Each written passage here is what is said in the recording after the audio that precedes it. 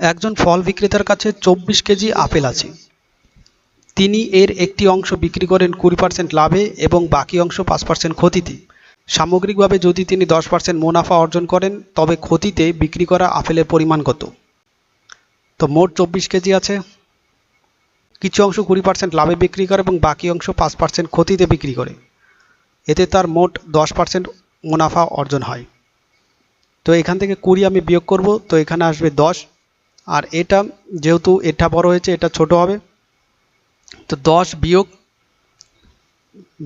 5, তো এটা হবে 15:10, অর্থাৎ 3 5 15, 5 2 10, 3:2 অনুপাত। ক্ষতিতে আপেলের পরিমাণ বের করতে বলেছে, তো ক্ষতি হচ্ছে 2 এবং অনুপাতের যোগফল 5, আর মোট হচ্ছে 24 কেজি। 48/5 এটাকে ভাগ করলে 9.6 কেজি পাবো। তো 9.6 কেজি অপশান সি হবে সঠিক অ্যান্সার।